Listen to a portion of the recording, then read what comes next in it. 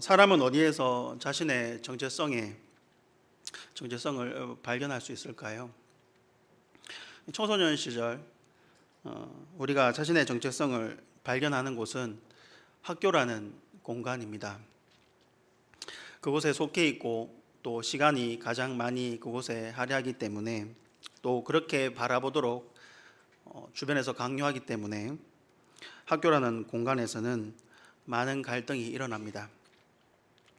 그 갈등에 못 이겨 어떤 친구들은 안타까운 선택, 자살이라는 그런 선택을 하기도 합니다. 그렇다면 왜 이런 갈등이 일어나고 그런 안타까운 선택들을 우리 아이들이 하는 것일까요? 학교에서는 사람을 학생이라 그렇게 규정합니다. 그리고 학생은 학업 성적으로 그렇게 등급이 매겨지게 됩니다. 전교 꼴등과 전교 1등의 대우는 좀 남다릅니다. 좀 다릅니다. 누구나 느껴보았을 그런 차별이 있습니다. 사람은 여러 명인데 왜 한 가지 기준만으로, 성적이라는 기준만으로 아이들이 평가를 받아야 할까요? 그러므로 학교라는 공간은 우리에게 사람에 대한 바른 정체성을 주지 못합니다. 유대인은 자녀가 공부를 못하면 자녀에게 이렇게 말을 한다고 하네요. 얘는 나중에 커서 돈을 많이 벌려는 모양이다, 이렇게 이야기한다고 합니다. 한국 사람은 그렇게 말하지 않습니다. 아이들은 어떻게 말하냐면 야가 커서 뭐가 되려고 카노, 이렇게 이야기한답니다. 공부를 못하면 꿈이 없어지는 나라, 이상한 나라입니다. 그렇게 살아온 사람들이 이제 성인이 되었습니다. 그럼 한국은 직업으로 또 그 사람의 정체성을 평가하기 시작합니다. 그래서 저는 우리나라에 뿌리 박혀 있는 산업공상을 좀 싫어합니다. 선비가 최고이고 농사꾼이 두 번째고 공업인이 세 번째며 상업을 하는 사람은 낮은 사람으로 치는 것, 볼펜 잡고 일하는 사람, 의사, 판사, 변호사, 검사는 1등으로 취급하지만 나머지 사람들은 2류, 3류로 보는 그런 세상, 바른 세상이 아니라고 그렇게 생각되어집니다. 매스컴에도 문제가 있습니다. 매스컴이 사람을 무의식적으로 등급을 이렇게 매겨버립니다. 한 커플이 이제 원빈 주연의 아저씨라는 영화를 보러 갔습니다. 원빈이 화장실에서 우통을 벗고 머리를 깎는 유명한 장면이 있습니다. 여자친구가 그 장면을 보면서 속으로 감탄을 했습니다. 그러다 옆에 있는 남자친구를 바라보았어요. 그런데 남자가 아니라 오징어가 있는 거예요. 영화는 주연은 사람, 옆에는 오징어, 이렇게. 그래서 저는 아내에게 아저씨라는 영화를 아직까지 보여주지 않고 있습니다. 이렇게 매스컴은 외모라는 것으로 인기, 매력, 그런 것으로 사람의 등급을 매깁니다. 그래서 한국은 예쁘고 공부를 잘해야지 인정받는 세상이 되어버렸습니다. 그래서 한국은 못생기고 공부를 못하면 그 전문 용어로 찐따가 됩니다. 이것이 과연 바른 것일까요? 그렇다면 연예인들은 외모가, 인기가 그렇게 바른 정체성이라고 한다면, 그것이 정말 바른 정체성이라고 한다면 왜 연예인은 그렇게 자살률이 높을까요? 그들은 마약을 하고 외모와 인기로 인하여서 고민하고 극도의 스트레스가 있다고 합니다. 그런 것을 보면 그런 것들 또한 바른 정체성의 자리가 되지 못하는 것 같습니다. 또 많은 사람들이 자신의 정체성을 자신에 속한 나라에서 찾고 있습니다. 나는 대한민국 사람이다, 그렇게 인지하고 그곳에서, 국가에서 정체성을 찾는 것이죠. 그런데 나라가 만약에 망하게 되면 어떻게 될까요? 그 사람의 정체성은 그럼 어디서 찾을 수 있을까요? 또 사람들이 많이 착각하는 것이 자신의 삶에 경험하는 그 경험에서 또 자신의 정체성을 찾습니다. 그런데 과연 내가 경험한 그 경험이 나를 바르게 드러낼 수 있습니까? 내가 경험한 그 경험이 과연 하나님 보시기에 100% 옳은 것일까요? 어떤 이가 사업에 실패하거나 또 뭐 어떤 자격증 시험에 실패하거나 연애에 실패했다고 한다면 그 사람은 실패자가 되는 것일까요? 아닙니다. 그냥 다시 도전하면 되죠. 그리고 세상은 죄의 오염이 되어 있습니다. 죄악으로 오염이 되어 있습니다. 그러므로 내가 경험한 그 경험은 죄악의 영향이 있습니다. 즉 나를 드러내는 정체성을 삼을 만한 기준으론 내가 경험한 그 경험은 온전한 기준이 될 수가 없는 것이죠. 제가 5가지 정도를 여러분들에게 말씀드렸습니다. 학교와 직업과 매스컴이 말하는 외모와 인기, 그리고 소속된 국가, 그리고 삶의 경험, 이렇게 이야기 드렸습니다. 이런 것들은 공통점이 있습니다. 무슨 공통점이 있냐면 이 모든 이것들에 대한 공통점은 영원하지 않다는 것입니다. 여러분, 영원하지 않은 것에 우리의 정체성의 자리를 두면 되겠습니까? 영원하지도 않고 바르지도 않는 것에 나의 자리를 두면 우리는 반드시 흔들리게 됩니다. 학교가 성적으로 나의 가치를 무시할 때 우리 학생들은 거부할 수 있어야 됩니다. 물론 공부는 열심히 해야 됩니다. 하지만 성적으로 인하여서 나의 가치가 사라지거나 무시된다면 그것은 바른 것이 아닙니다. 다른 것 하면 되죠. 여러분, 반드시 하나님은 사람을 만드실 때 장난삼아 만들지 않으셨습니다. 정교하게 작품으로 만드셨습니다. 그러므로 우리는 전부 다 특별한 재능과 특별한 어떤 것들이 가지고 있습니다.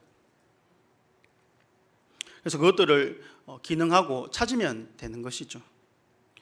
외모라는 것으로, 인기라는 것으로 나의 가치가 무시될 때에 가만히 있으면 안 됩니다. 그런 유치한 것에 나의 정체성의 자리를 두면 안 됩니다. 여러분들 30년 전에 가장 인기 있는 대한민국의 스타가 누군지 아십니까? 기억이 안 나시죠? 모르시겠죠? 저도 모르겠습니다. 결국 인기라는 것이 30년도 안 됩니다. 내가 소속된 국가는 정말 소중한데요. 근데 국가가 정말 과연 영원할까요? 우리나라도 주권이 한번 빼앗긴 적이 있지 않습니까? 또한 내가 경험한 그 경험은 죄로 가득한 세상에서 경험한 것이니, 죄악이 가득한 세상에서 경험된 것이니 그 죄의 영향이 있습니다. 죄악의 영향이 있습니다. 그러므로 온전한 것이 아닙니다. 그래서 하나만 잘못되어도 다 거짓이죠. 우리는 거짓이라고 말해야 됩니다. 하지만 많은 사람들은 내가 경험한 그 경험으로 인하여서 좌절하고 낭망합니다. 그 실패의 사건이 자신이라고 생각하고 또 어떤 것을 성공했다고 교만하기도 합니다. 하지만 그렇게 생각하시면 안 되죠. 내가 경험한 그것이, 내가 속한 그것들이 죄악의 영향을 가지고 있는 거예요. 그러므로 그것은 온전한 나라고 할 수가 없습니다. 한 나라의 왕자가 실수했다고 왕자의 직분이 사라지겠습니까? 왕자가 옷을 평범하게 입었다고 그 왕자 신분이 없어질까요? 예수님이 십자가에 죽으심으로 말미암아 세상은 그분을 죄인으로 낙인을 찍었습니다. 하지만 우리는 그렇게 예수 그리스도를 죄인이라고 고백하지 않습니다. 우리는 그분을 온 세상의 왕이다라고 고백합니다. 그럼 흔들리지 않고 영원하며 우리가 잡아야 하는 바른 정체성의 자리는 어디일까요? 그리고 그곳에서 나의 가치는 어떻게 달라지게 될까요? 오늘 읽은 본문은 사도 바울이 골로새 지역의 교회의 일원인 빌레몬에게 보내고 있는 편지입니다. 바울은 이 빌레몬서를 기록할 때에 로마 감옥에서 편지를 쓰고 있습니다. 또 한 명 알아야 되는 본문에서 소개하고 있는 사람이 오네시모라는 사람인데요. 이 오네시모는 빌레몬의 노예였습니다. 그런데 오네시모가 주인인 빌레몬의 물건을 훔쳐서 달아났습니다. 오네시모는 그 후에 로마까지 도망쳐 왔는데요. 로마 감옥에서 바울을 만나게 되었습니다. 아마 오네시모는 또 다른 범죄를 로마에서 저질렀기 때문에 감옥에 갇혀 있는 것으로 그렇게 보여집니다. 그래서 죄수가 되어서 바울과 만나게 된 것이죠. 그래서 로마 감옥에 있는 바울과 오네시모가 만나게 되었고, 바울은 오네시모에게 복음을 전달하게 되었습니다. 오네시모는 복음을 통하여서 예수님을 자신의 구주로 받아들이게 되었고요. 이렇게 그는 그리스도 안에서 그리스도를 고백하는 자가 되었습니다. 그런데 당시 로마법에 따르면 주인은 노예에게 무제한적인 권력을 행사할 수가 있습니다. 즉 그의 생명을 좌지우지할 수 있는 자가 바로 그의 주인인 빌레몬에게 있었던 것이죠. 그런데 바울과 빌레몬이 서로 알고 있었던 사이였고, 빌레몬은 바울을 통하여서 예수님을 믿음으로 받아들인 사람이 되었습니다. 바울이 빌레몬에게 오네시모를 빌레몬이 바울을 받아들였던 것처럼 받아들여 달라고 부탁을 합니다. 바울은 오네시모가 처벌당하는 것을 원하지 않았습니다. 오네시모가 책임져야 될 모든 것들을 바울이 보상하겠다고 그렇게 빌레몬에게 약속을 하기까지 합니다. 그렇다면 바울은 오네시모를 왜 이렇게 소중하게 생각하는 것일까요? 무슨 근거로 그가 주인에게 도망치고 그것도 부족해서 주인의 물건 훔쳐서 달아난 그 노예 오네시모를 이렇게까지도 귀하게 여기는 것일까요? 그것은 바로 오네시모가 그리스도 안에서 변화되었기 때문입니다. 우리 옆에 있는 사람한테 한번 말했으면 좋겠습니다. 당신은 그리스도 안에서 변화되었습니다.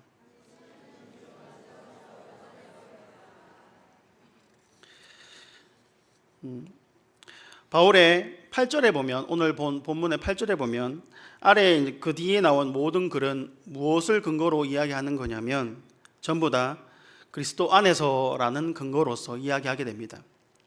이러므로 내가 그리스도 안에서 아주 담대하게 내게 마땅한 일로 명할 수 있으나, 이 뒤에 나오는 모든 말들이 근거는 전부 다 그리스도 안에서에 근거하여서 이야기하고 있는 것이죠. 바울은 그리스도 안에서 변화가 된 오네시모를 빌레몬에게 말하고 있습니다. 11절에 보니까 전에는 무익했던 존재였습니다. 하지만 이제 유익하다라고 말하고 있고요. 게다가 오네시모를 표현하는 단어가 있는데 그를 잘 드러내는, 묘사하는 단어는 신복이라는 단어입니다. 신복은 제가 한글 사전을 찾아보니까 매우 요긴하여서 없어서는 안 되는 사람이라고 그렇게 표현합니다.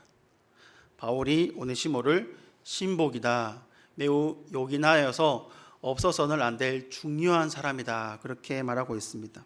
또 15절에 보니까 전에는 잠시였던 그런 존재였는데 이제는 영원한 존재가 되었습니다.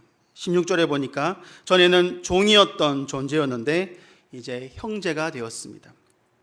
전에는 벌받을 자가 되었지만 이제 사랑받을 만한 합당한 자가 된 것으로 바뀌고 있습니다. 계속 바울은 비교 문구를 통하여서 오네시모에게 이가 어떻게 바뀌게 되었는지를 보여주고 있습니다.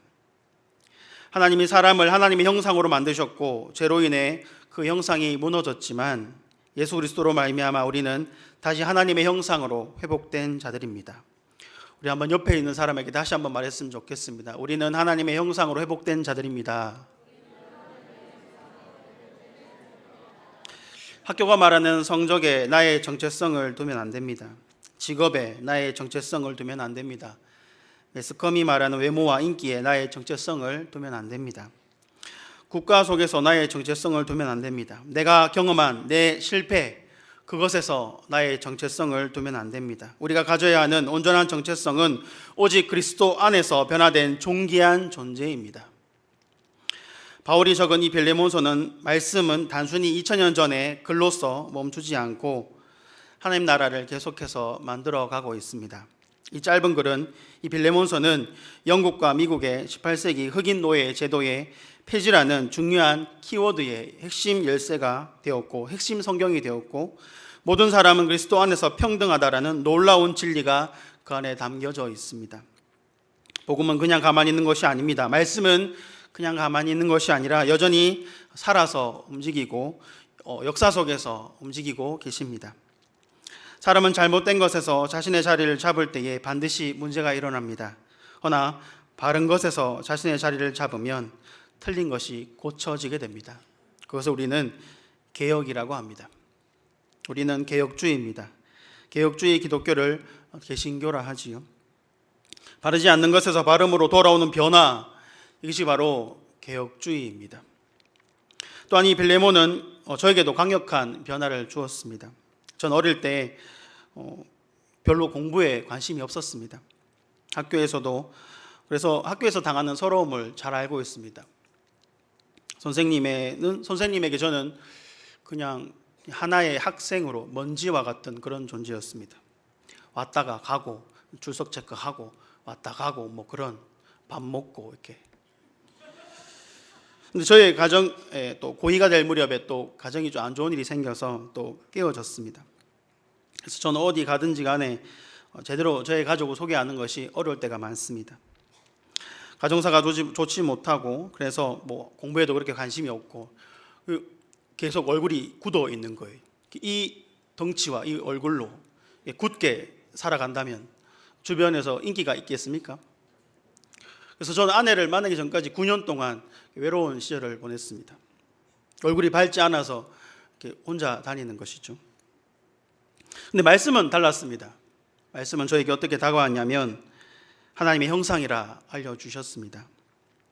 그리스도의 몸인 교회는 그런 어린 나를 소중하게 존귀하게 대해주셨습니다. 세상에서 먼지와 같고 아무도 알아주지 않던 나는 교회에서 하나님의 형상이요 존귀한 자가 되었습니다. 그리고 형제와 자녀와 친구가 되었습니다. 11절에 이렇게 기록되어 있습니다. 그가 전에는 내게 무익하였으나 이제는 나와 내게 유익함으로. 이런 비슷한 의미로 다른 성경에는 이렇게 기록이 되어 있습니다. 고린도후서 5장 17절인데요. 그런즉 누구든지 그리스도 예수 안에 있으면 새로운 피조물이라. 이전 것은 지나갔으니 보라 새 것이 되었도다. 여러분들은 새 것이 되었습니다. 다시 하나님의 형상이 되었으며 그 모든 변화가 어디에서 근거하느냐? 바로 예수 그리스도 안에서입니다. 세상의 판단 기준에 나를 놓아두지 마십시오. 세상의 그 어떤 기준도 바르게 나를 바라봐 주지 않습니다. 오직 나를 바르게 바라볼 수 있는 유일한 분은 나를 창조하시고 나를 지으시고 나를 이끌어 가시는 그분밖에 없습니다. 오직 성경만이, 오직 예수님만이, 나를 만드시고 지으신 그 성삼위 하나님만이 나를 바르게 봐주시고 나의 본래의 가치를 회복시키시는 유일한 분인 줄을 믿습니다. 이제 아직 중고등부와 청년부가 수련회가 남아 있습니다. 이 수련회 시간을 통하여서 중고등부와 청년부가 바르지 않는 것에서 바름으로 개혁되는 변화가 일어나는 놀라운 일들이 일어났으면 좋겠습니다. 우리 중고등부 아이들에게는 일어나 빛을 발하라 하는데 어둠에서 그런 기준에 자신을 놓아두는 것이 아니라 하나님께서 주시는 그 빛으로 나아가는 우리 아이들 되었으면 좋겠고요. 우리 청년들은 회개하라, 천국에 가까이 왔다라는 주제로 이게 하게 됩니다. 회개함으로써 세상 기준을 떨쳐버리고 하나님 나라에 속한 아름다운 백성으로 살아가는 우리 청년부가 되기를 소원합니다. 그럼 우리 이 시간 한번 기도했으면 좋겠습니다. 2가지 정도 기도 제목으로 같이 한번 기도하고 했으면 좋겠는데요. 제가 기도할 때에 세상의 기준, 성적이나 직업이나 외모나 인기나 나라의 소속이나 내가 경험한 것들, 그런 것에서 나의 정체성이 되는 것이 아니라 영원한 하나님의 말씀과 그분의 아들 예수 그리스도 안에서 새로워진 나, 이것을 우리가 붙잡는 우리가 되게 하여 주시옵소서라고 기도하면 좋겠고요. 아직 남아있는 중고등부와 청년의 수련을 통하여서 예수님 안에서 새로워지는 중고등부와 청년부가 되게 해달라고 이 시간 주여 외치시고 기도하시겠습니다. 주여! 아버지 감사합니다. 은혜를 붙잡아 주시옵소서. 주님 아버지여, 전에는 무익한 존재였으나 그리스도 안에서 새로운 존재가 되었음을 다시 한번 고백합니다. 세상에서 우리에게 많은 것들로 억압하며 아버지 우리에게 기준을 내세웁니다. 학생이라 하고 외모가 좋아야 된다 말하고 또 직업으로 여러 가지 어려운 잘못된 기준으로 우리의 평가를 하지만 주여 아버지, 우리가 오직 바르게 사야 될, 바르게 둬야 될 우리의 정체성의 자리는 예수 그리스도 안이라는 귀한 것을 붙잡게 하여 주시옵소서. 세상의 거짓된 것에 내가 속아 넘어가지 아니하게 하시고 아버지 하나님의 그 은혜를 붙잡게 하시며 그곳에서 아버지 바르게 세워져 나가는 우리가 되게 하여 주시옵소서. 특별히 아버지 내일부터 있을 중고등부와 또 청년부 수련회가 아버지 있습니다. 아버지여 은혜를 내려 주시어서 변화되고 아름다운 전조로 회복되는 그들에게 되게 하여 주시고 살아 역사하신 하나님 만날 때 그리스도 안에서 자기를 발견할 때 아름다운 존재로 하늘에 속한 자로 세워져 나가는 우리가 되게 하여 주시옵소서.